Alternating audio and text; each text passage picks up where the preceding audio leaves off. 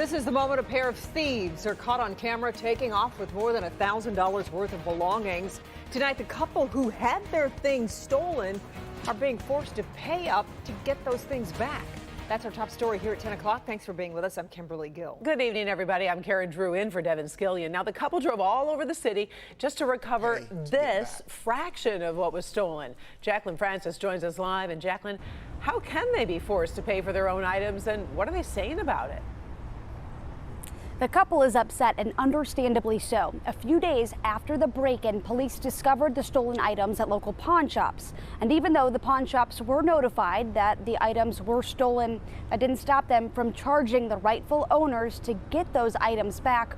We're talking more than $1,000 cash that they paid to get items stolen out of their own home. On the run with a laundry basket full of stolen valuables, this is how it all started. The break-in happened at this Warren home July 24th. The homeowner, Ricky Lewis, spotted the suspects outside his house on surveillance camera and came home from work mid-burglary, sending the men running. And I run into one guy. I'm trying to take his picture while I'm calling the police, and he takes off. And it's all caught on camera. A few days later, Warren police arrested the suspects, tying them to a string of other burglaries. They also tracked down Lewis's stolen items at local pawn shops. They say it was recovered. It wasn't recovered, it was discovered. I had to actually pay the pawn shop to retrieve my items, so I was violated twice. Lewis and his wife spent $1,400 at two different pawn shops buying their own stuff back.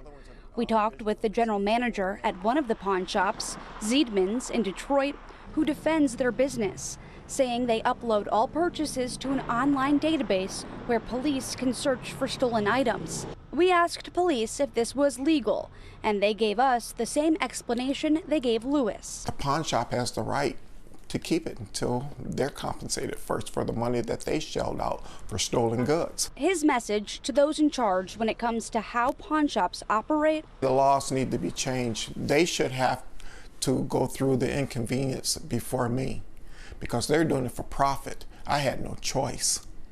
They took my things. They're trying to make a buck. I'm trying to keep my that I work hard for. So police did a little extra digging, and they say there is a way for the victims to get their money back. As this case makes its way through the courts, the defendants can be ordered to pay restitution. But the likelihood of them making good on those payments, well, that's not so good, especially if those people are behind bars. Reporting live in Detroit, Jacqueline Francis, Local 4. I sure feel for that couple. All right. Thank you, Jacqueline.